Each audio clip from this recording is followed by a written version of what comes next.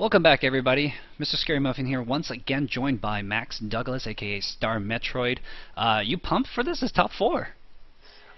Yeah, I'm pretty pumped to see what happened while I was busy losing to the winner of the last match, Tony. Yes, so for those of you guys who don't know, Max actually made it to the top 4 in the Washington Regionals, which is the event we're watching here. Unfortunately, he did suffer a loss to Tony. But this is the other match that was being played between Thomas Mifflin, aka PBB, and Randy Kwa, our inanimate. Randy is a Canadian, Thomas is American, and during this time when Max and Tony were playing, those were 2 Canadians as well. And I know people were talking about how Thomas was the last American hope in the tournament going on here. Yeah, so we'll see if Randy is able to secure the win for Canada, or or Thomas Mifflin. That kind of looks like Muffin.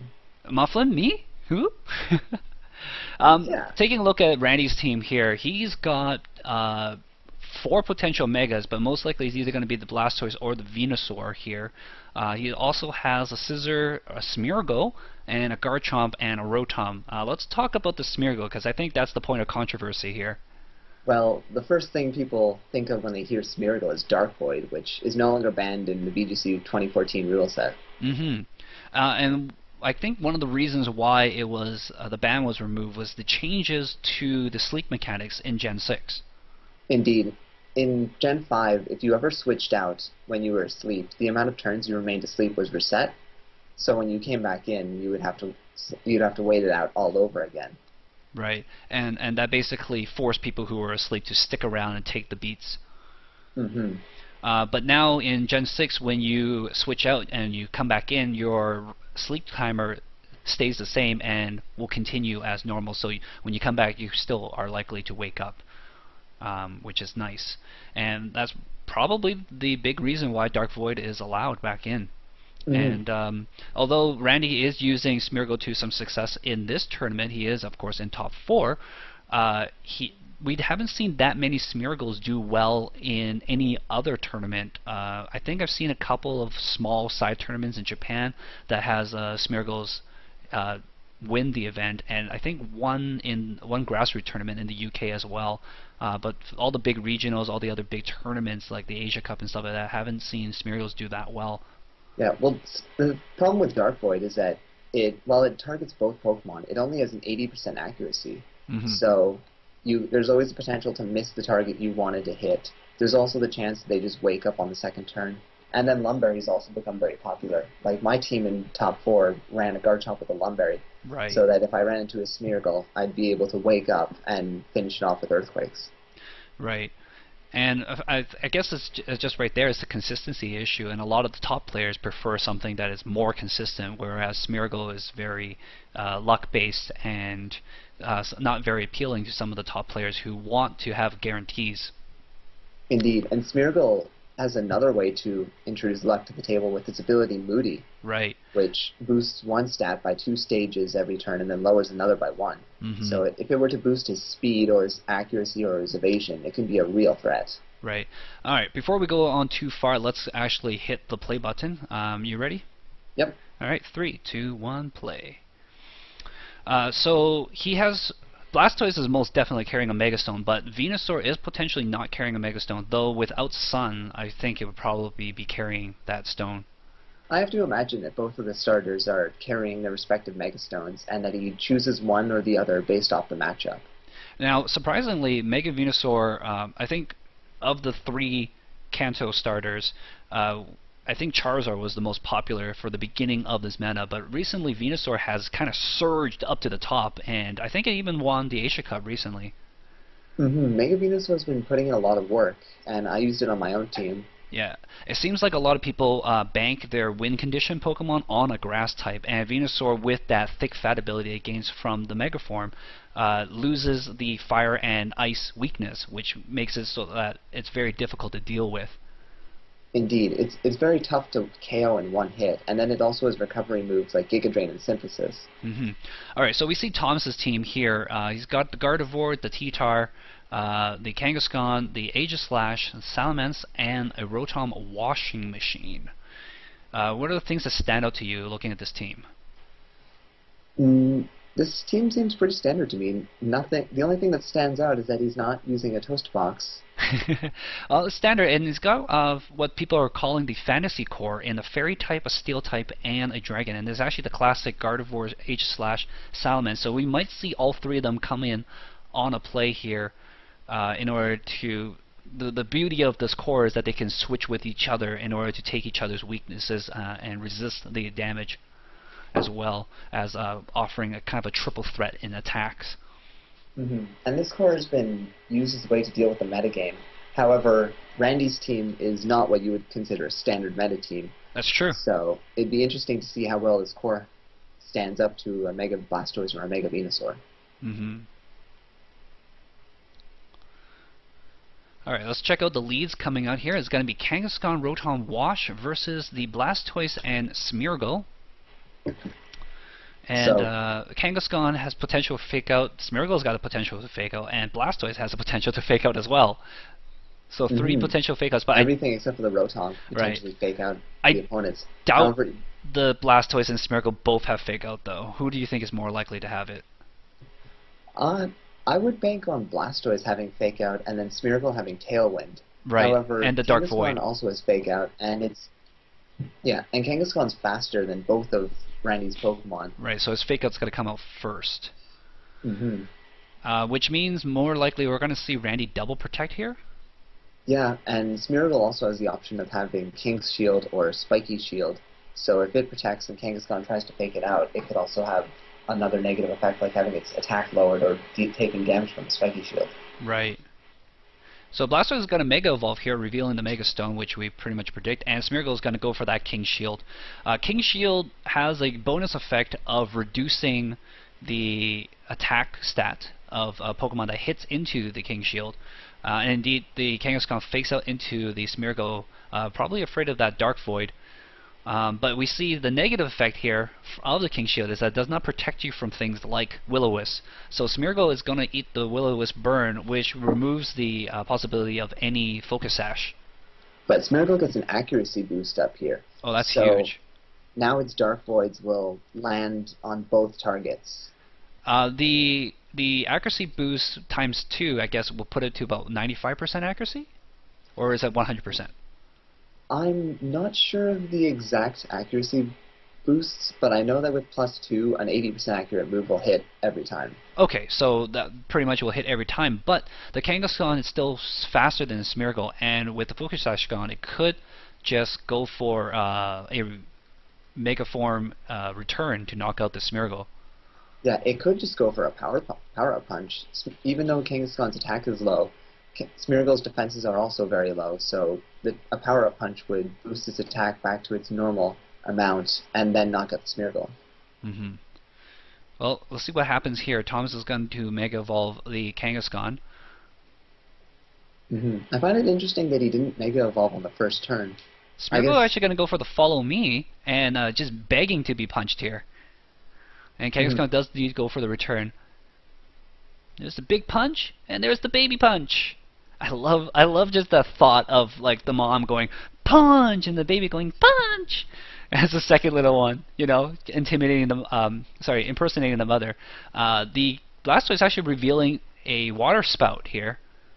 And this attack deals more damage if you have full HP. So it's really important, and I guess that's why the Smeargle used to Follow Me to redirect attacks to it.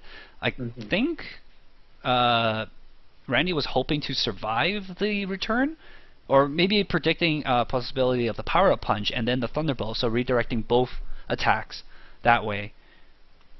Because, I mean, Smeargle only needs to invest 252 into speed, and then the rest of it could be thrown into bulkiness. There's also the possibility that it invested less in speed and more in one of its defenses. Scissor comes out here, and what can Scissor do right here? Scissor has usually a Technician ability in order to increase the attack damage of attacks that normally have low damage. I think it's like below 60 base attack damage. Yeah, 60 or lower. So it can use things like Bullet Punch for greater effectiveness. One of my favorite moves, Feint, it can use as well. What else is there?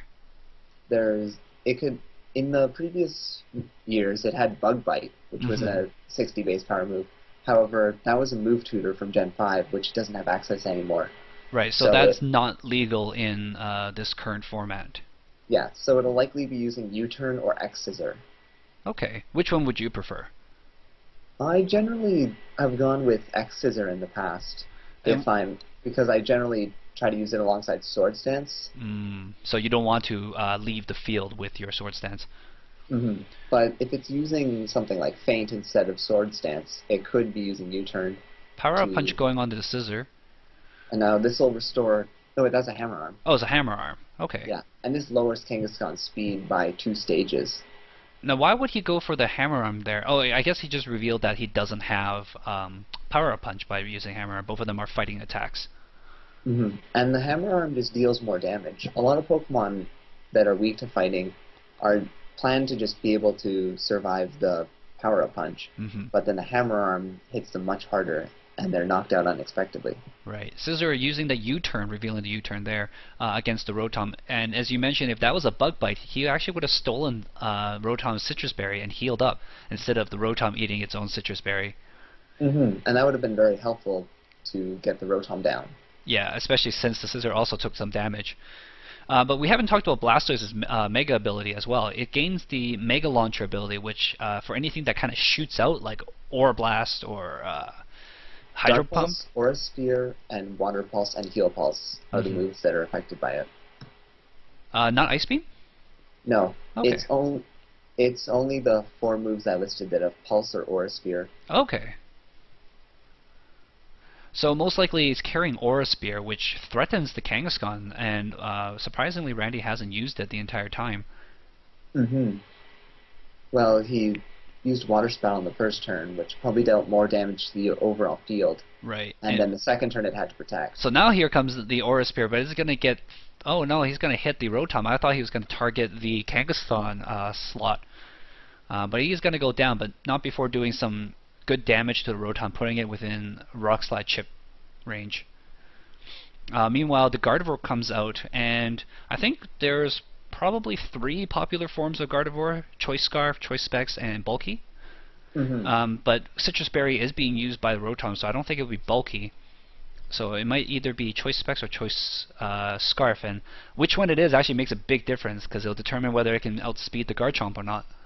Indeed, and the difference between outspeeding the Garchomp and being able to knock it out right away, or being slower to it and risking taking a Rock Slide or an Earthquake, means a lot of difference. Additionally, the Scissor here threatens a Bullet Punch into the Gardevoir, which will hit it for 4 times weakness, and might potentially just take it out. It's only 2 times weakness. Psychic isn't weak to Steel. Oh, it's not? Oh, so No. I guess Steel is just only resistant to Psychic. Either way, it's threatening enough that Thomas wants to switch out. Gets Intimidate off, which will help a lot, because both of these are physical attackers. Yeah, and since Randy's down to 2 Pokemon, neither of his Pokemon can switch out to get rid of that Intimidate. Right. So these Intimidates are going to make a big difference. But wow, critical hit off the bullet, so it ignores the Intimidate drop and just hits him hard anyways. And the Rock Slide's going to finish off the Salamence here. Of course, the Rotom did protect, so it did not get hit. If the Salamence survived this turn, I don't doubt in my mind that he was going to switch it out and try to get a second Intimidate back coming in again. Well, now, I guess we'll never know now. Yeah, but it's interesting that he does, with the Salamence and the Gardevoir on the team, only one of them can run the Choice Scarf, because we do have an item clause in VGC 2014 format. So only one of them could be Scarfed. Which one do you think is more likely to be Scarfed? I imagine the Salamence is Scarfed, because that's the standard set for it. And the fact that the Gardevoir switched out instead of trying to Moonblast might have also... switched out fearing the Bullet Punch. Oh, that's true. In either case, Kangaskhan's back on the field here. Scissor still threatens a big Bullet Punch on Kangaskhan, which will probably take it out. Scissor did reveal the Life Orb with the damage, and the Life Orb does give a 30% extra damage, but it's going to protect instead. Maybe predicting... Yeah, it's probably just trying to get around Fake Out. Right. But Thomas makes a great play here, predicting that and faking out the Garchomp instead. And it does take a lot of damage from the Rough Skin. About a quarter damage off that. But does... And see what the Rotom did. Oh, Rotom went after the Scissor, though. If he had double target onto the Garchomp, he would actually have been able to do a lot of damage. And now you have to imagine that the Kangaskhan's going to want to try to Sucker Punch to get some more damage on it before it's knocked out. Right. But... And Sucker Punch will move before Scissor's Bullet Punch. Yes, but if Scissor does have Feint, Feint is +2 in priority, whereas Sucker Punch is only +1. So Feint will go first, and then Sucker Punch will fail. And Scissor does reveal the Feint here. Oh, that makes me excited. I love Feint. At the Rotom. Yes, go after the Rotom, predicting probably a Protect again? Well, and in addition, if the Kangaskhan went for a Sucker Punch... Oh, it did! Oh, it's huge!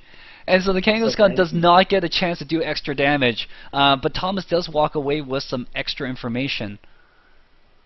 Indeed, but now he's in a poor spot because all he has left is the Gardevoir. Yeah. He's facing a Scissor and a Garchomp. Yeah. Well, I mean, Gardevoir has to get rid of the Scissor in this instance. Oh, and Gardevoir tracing that rough skin. Oh, that's going to help. Important. Yeah. Because now Scissor will take not only the rough skin damage, which is about 1/8 of his HP, it will also take the Life Orb damage that has been taken. If Gardevoir could survive an attack from both of these Pokemon, it'll be able to knock them out. I'm going to ask you to come closer to your microphone so we don't get as much of the background noise. Oh, sure. Yeah, and also so we can see your beautiful face. So Gardevoir, revealing some bulk here, does survive a Bullet Punch and will Dazzling Gleam, which will no doubt signify that is probably Choice Specs. And the Scissor goes down to that Dazzling Gleam. But so it did take a lot of damage from the rough skin and also the Life Orb before. But the Earthquake's probably just going to finish it off right here. Yeah, and Randy shows that he was actually wanting the Scissor to go down anyways. Yeah, the Earthquake has a stronger base power if it only has one target to hit. So by having Scissor go down, he gets to use the full power of the Earthquake. And I guess at this point, Randy had assumed that it was Specs anyways, and if the Scissor didn't get knocked out and somehow the Gardevoir survived the first Earthquake, the second one would have been much stronger and Gardevoir would have gone first. Had he gone for a Bullet Punch and Earthquake in the same turn, the Earthquake would have knocked out the Scissor while also reducing the damage to Gardevoir. Alright, so what kind of adjustments do you think Thomas will have to make here dealing with the Blastoise Smeargle lead, which I think Randy's probably going to lead with that again. The Blastoise Smeargle lead didn't really work out that well for Randy. Randy was able to make a good comeback with Scissor and Garchomp. That's true. But his alternative is running the Venusaur and I forgot what his last Pokemon was now. His last Pokemon was the Rotom Heat. Rotom Heat, that's right.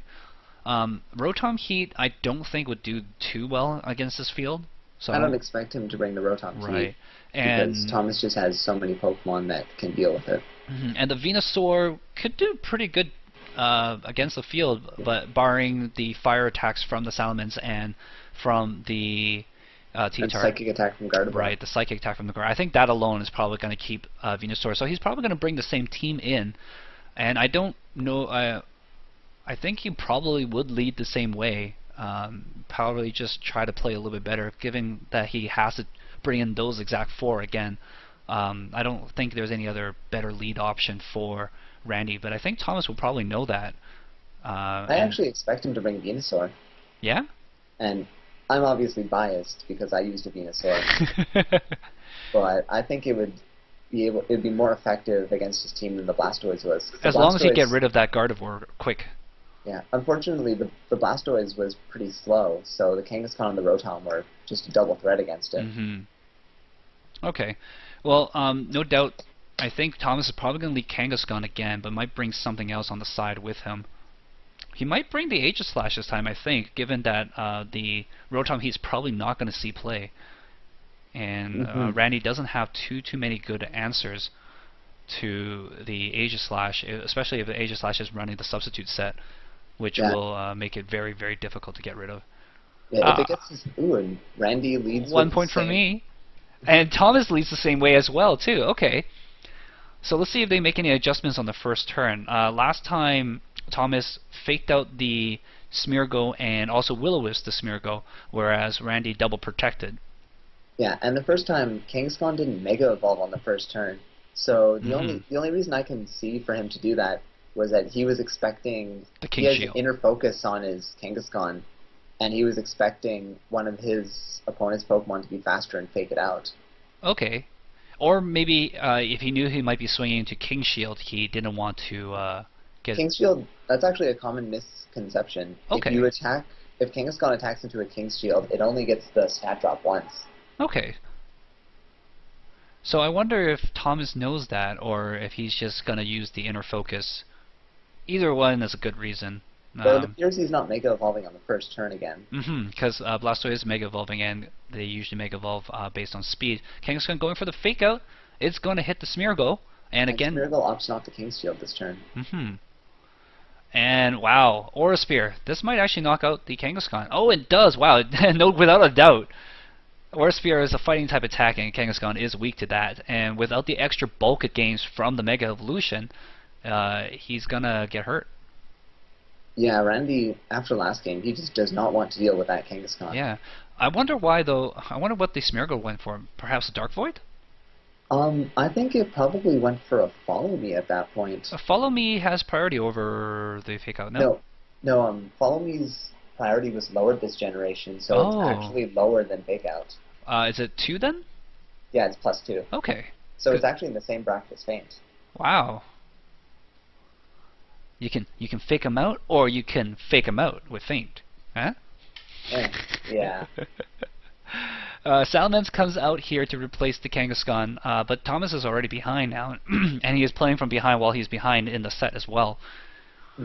And while Blastoise is at low HP and would probably be knocked out by any attack at this point, Smeargle does have the Follow Me, so it will be able to redirect Salamence's attack. And it does do that right there, going, "Hey guys, look at me!" So Salamence is going to throw the Fire Blast at the Smeargle, but I think it was intending to throw the Fire Blast anyways. Yeah, I think that gives us a lot of information about the Salamence, because it probably doesn't have Dragon Pulse if it were to go for the Fire Blast right there. Either that or it was expecting a Scissor Switch in. But Blastoise being faster than the Rotom does help Randy here, and he gets an Ice Beam. If the Rotom had outsped the Blastoise, Randy would have been behind by 1, but now they are even at 2 and 2. And both sides have lost their Mega Pokemon. Right. But Randy is probably going to have the Scissor and Garchomp, which dealt with this Gardevoir so well last time. The Rotom will probably need to throw out some Will-O-Wisps. And this time Gardevoir gets the Technician off of Trace. Oh, that's not going to help at all. No. I'm predicting Dazzling Gleam from Gardevoir. I don't see what else he might try. We don't know if it's Specs or not. I'm assuming it's Specs. if it's using a Choice Specs, it's in a lot of trouble because the Bullet Punch is probably geared towards knocking it out. And with the Choice Specs, it probably will not have the option to protect. Bullet Punch does indeed come in, and we'll never know what that Gardevoir was going to do. No. Never ever. Only Thomas knows. Garchomp going for the Dragon Claw, and at this point, I think Randy just has to swing. Yeah, Thomas can start burning Randy's Pokemon, but he still has 2 Pokemon able to just attack the Rotom every turn, and the Rotom's not going to be able to survive this for very long. And the Garchomp might have a possibility of a Lumberry as well, so Rotom will have to throw out 3 Will-O-Wisps in the end. And that lower accuracy is going to catch up with him. Yeah. Rotom, of course, going to protect here just to wait out a turn, get a little bit of burn. But Randy and Randy didn't go for the Feint. Oh yeah. So Randy could have gone for the Feint as well, and that which would render the Protect null and void. At the same time, had Rotom not gone for the Feint, the lack of damage output on that turn wouldn't have been worth the risk. Yeah. I think both players are playing this correctly at this point. Scissor has plenty of time to deal with this Rotom, and waiting 2-3 protects is not going to hurt too much, simply because there's a lot of time before Scissor will be KO'd by the burn damage. Going for the U-turn here. Yeah, when Randy's in such a good spot, he doesn't have to take risks like that. Going for feint. Hydro Pump probably going to go on the guard chomp here. Okay. Tom is predicting perhaps that the guard chomp has a Lumberry, doesn't want to bother burning it at all. Thomas just can't afford to waste any turns. Yeah, I think a feint and a Dragon Claw here is probably going to seal the game. Yeah, it doesn't matter if Rotom goes for the Protect or not. If Randy goes for the feint, he's just going to get the knockout. Yeah. And we see him use it right here. Yeah, and that's why I like feint so much.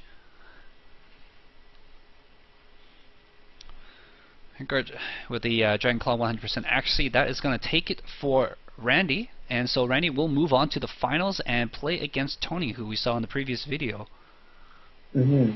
Hopefully we'll get to see the Mega Venusaur in that matchup. Yeah. Alright, well, stay tuned, guys. We will be right back at you with the finals from the Washington Regionals. Woo!